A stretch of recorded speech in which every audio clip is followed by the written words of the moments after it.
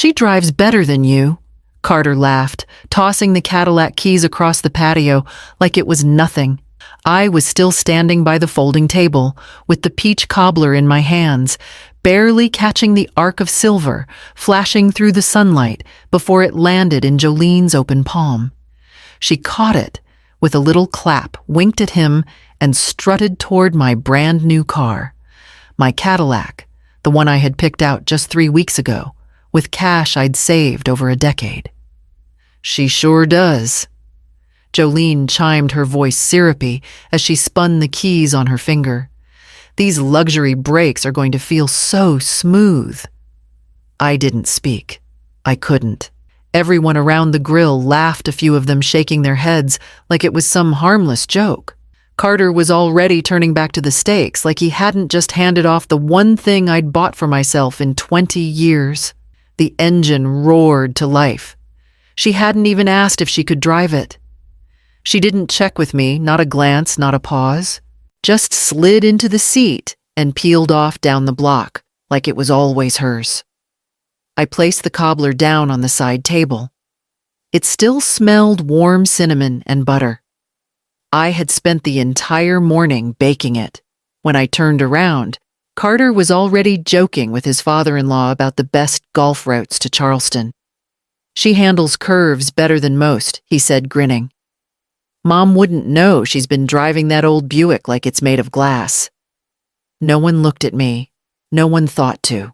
I walked back into the house and quietly closed the sliding door behind me. The laughter kept going outside, muffled, now distant, like it belonged to a different world entirely. The title was still in my name.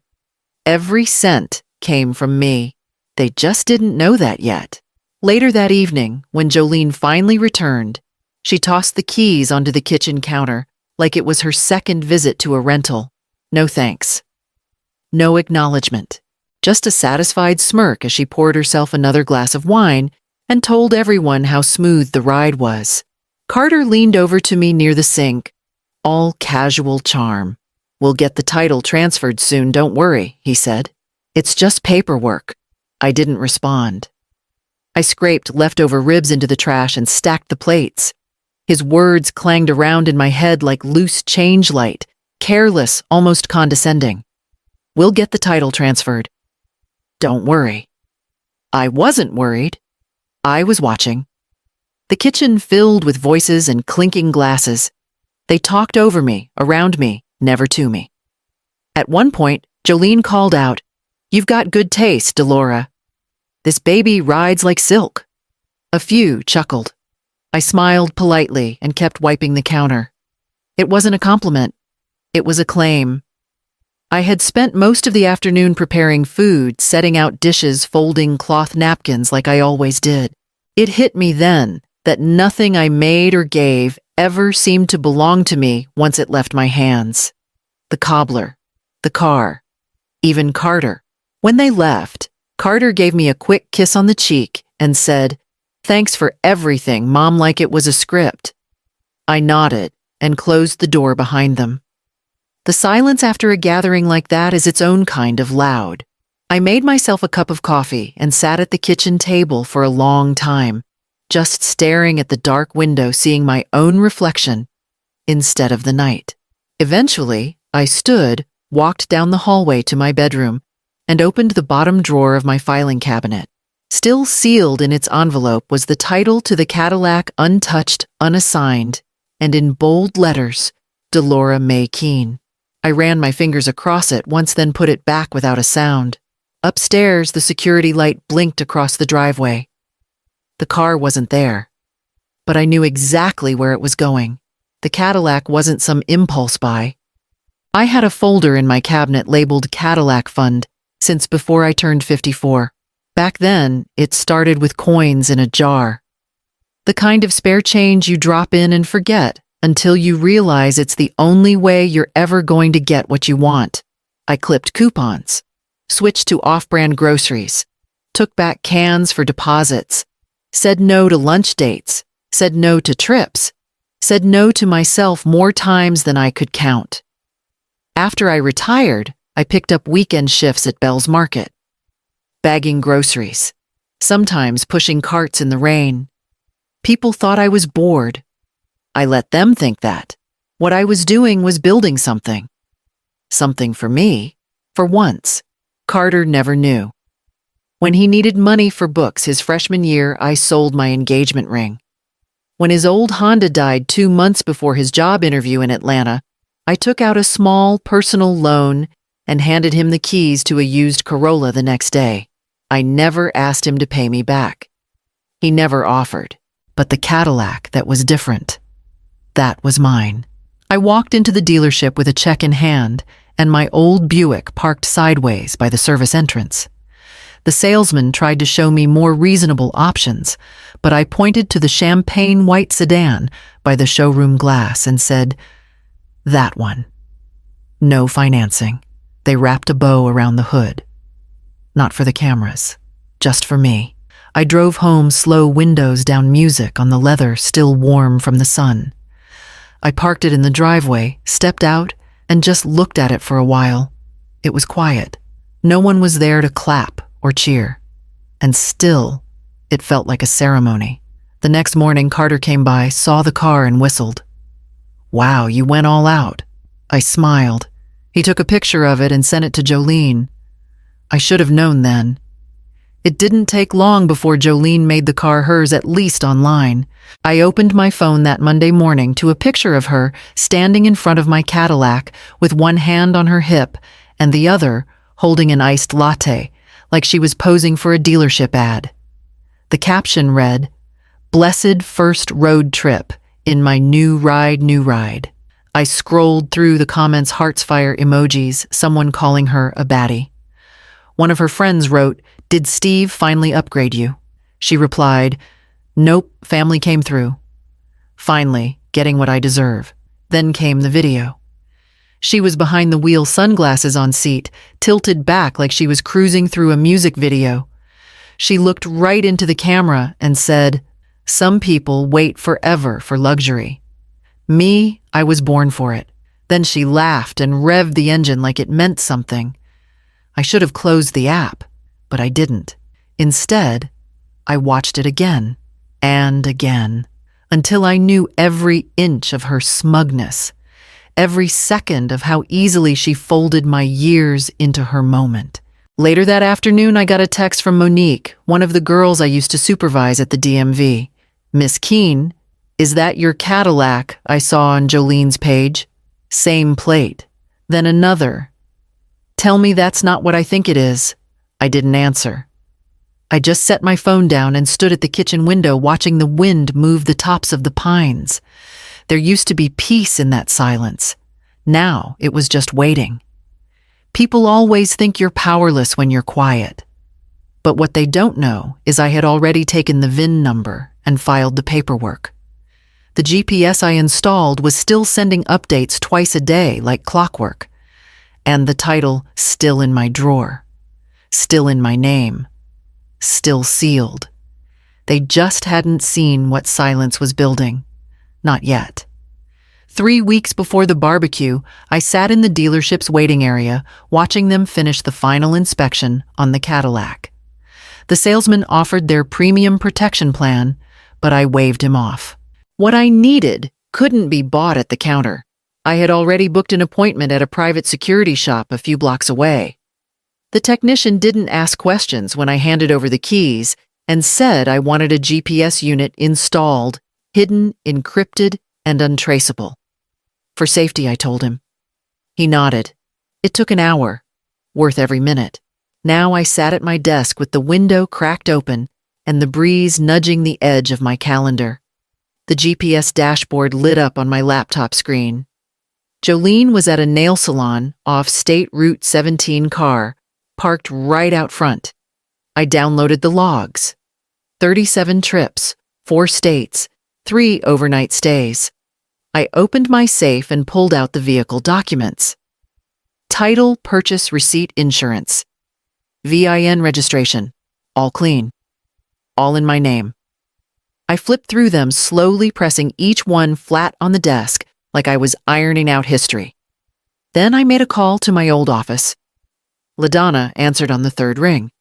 "Miss Keene, she said, surprised. How are you? Good enough, I replied. I need a favor. Professional. I explained the situation, just the facts. She didn't interrupt. When I finished, she let out a low breath and said, You want the VIN flagged, misappropriated under coercion, I said. Not stolen, but not voluntary. Got it.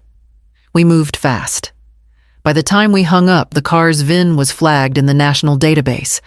Anyone running it through law enforcement or DMV systems would see the note. I closed the laptop and sat back. The silence folding over me again, but this time it was sharp alert, coiled like a spring. They thought handing over my keys was the end of the story. They didn't know it was only the beginning, and I knew exactly where she'd be headed next. The alert came through just after noon. I was at home standing at the sink rinsing out the coffee pot when my phone vibrated twice. The app linked to the GPS tracker showed a location ping just outside Columbia, South Carolina, off I-26 near an outlet mall. The tag beside it read, Inactive vehicle at complete stop 27 minutes. I dried my hands and opened the dashboard. Then I saw it. Red flag. VIN query triggered by law enforcement. I didn't smile, but I didn't look away either. Half an hour later, Carter's name lit up my phone, then again and again. 3 missed calls. 4 unread messages.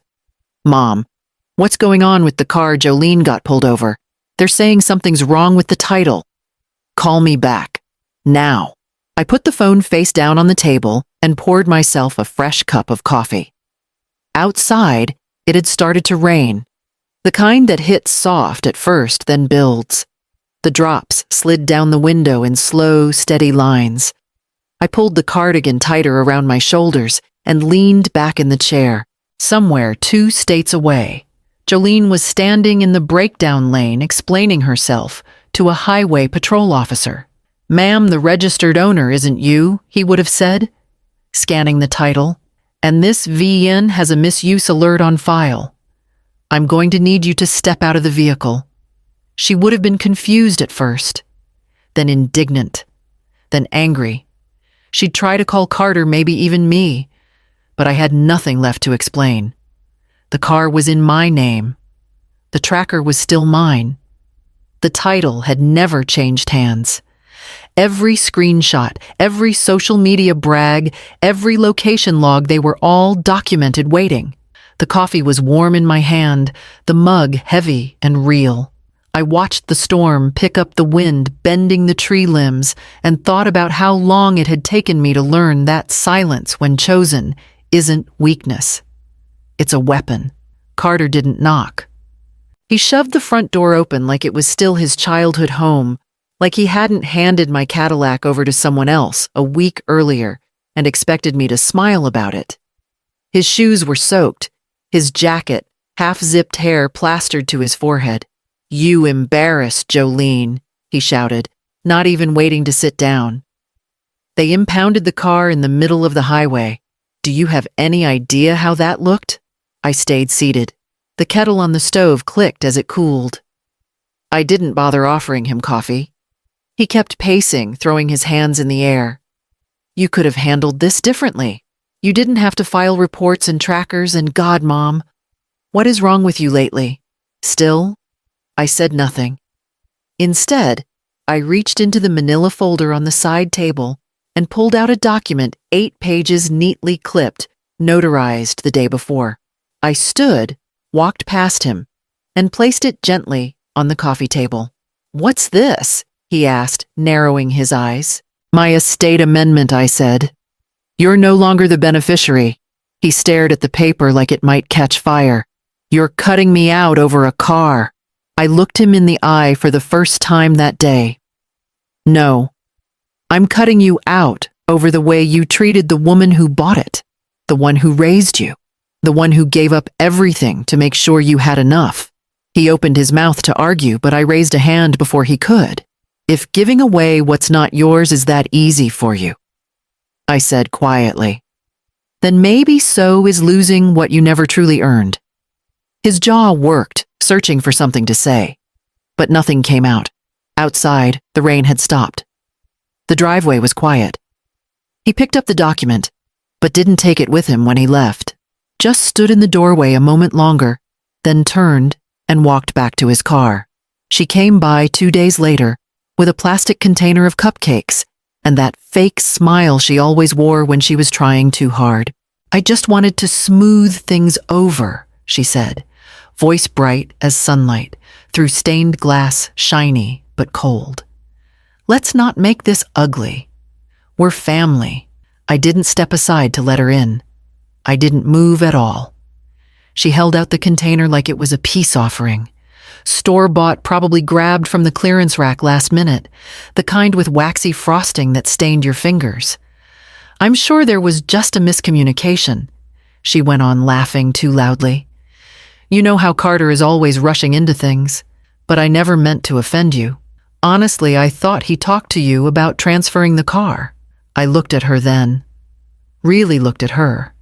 Not as Carter's wife's mother. Not as the woman behind the wheel. Just as someone who had felt entitled to what she didn't earn. "No," I said. "He didn't talk to me, and you didn't ask." She opened her mouth, but I cut her off before she could start again. "Family doesn't drive off with what someone else built," I said. "They don't laugh while doing it, and they don't post pictures pretending they earned the keys." Her smile faltered. The container of cupcakes lowered just a little. "We all make mistakes," she said, quieter now. "Let's move past it." "I already did," I said, and gently closed the door. I stood behind it still as stone until I heard her heels retreat down the steps. I didn't watch her leave. I didn't need to. The next morning, the container was still there on the porch, unopened. The frosting had melted slightly, streaking the plastic with pink and white lines. A fly buzzed around the corner of the lid. I stepped around it and went to water the garden. The azaleas were finally blooming again. I drove to the dealership on a quiet Wednesday morning, the Cadillac humming beneath me, like it knew it was finally home. They greeted me by name when I pulled into the service bay. "Good morning, Miss Keene," the technician said, opening the door for me. "Scheduled maintenance, right? We'll take good care of her." He offered me coffee while I waited, and I accepted, without hesitation. The leather chairs in the waiting lounge still smelled new. Across from me, a younger woman flipped through a magazine, glancing up when they wheeled my car inside. She looked impressed. I didn't say a word. I didn't have to. When it was finished, they brought the keys back with a printed report, clean and detailed. "Everything looks great. Still in excellent condition." "Thank you," I said. "So am I." I drove home with the window's cracked airlight on my skin. No one followed. No one demanded an explanation. No one asked for a piece of it. At the next red light, I reached over and opened the glove box. Inside was a small envelope I'd sealed that morning, addressed to a local girls' trade program in town. The check inside wasn't enormous, but it was enough to sponsor someone's first certification course. On the memo line, I had written in small, careful script, "For someone who drives herself." I mailed it that afternoon. Later, I sat on my porch with a cup of coffee, watching the sun crawl across the lawn. A few birds gathered on the fence. The phone buzzed once, then stopped. I didn't check it. I hadn't made a scene. I hadn't raised my voice. But the message was sent in every way that mattered. Some things don't have to be taken back. They just have to be reclaimed. Months later, I took the long way south. The coast road curved like ribbons, slow and winding, the kind of route people skip when they're in a hurry to get somewhere. But I wasn't rushing. I rolled the windows down and let the warm air move through the car, stirring the edges of my scarf, brushing against my collarbone like a whisper. The Cadillac moved steady beneath me, humming low, reliable. Mine. No more explaining where I was going. No more waiting for someone to notice. No more asking for space in lives that never made room. As I passed a small town park, I caught a glimpse of folding chairs, paper plates, and a canopy tent. A family BBQ. Laughter floated through the air, children squealing, someone yelling for ketchup. It could have been any family. It could have been mine once if things had turned out differently. I didn't slow down.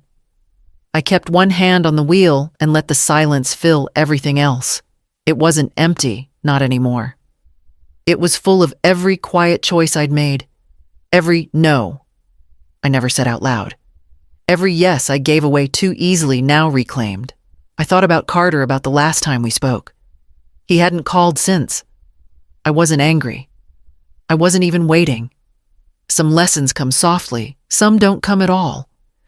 And either way, I wasn't responsible for how they landed. The road stretched ahead, open and unwritten. I wasn't lost. I wasn't behind. I was simply elsewhere, finally moving in a direction that belonged to me.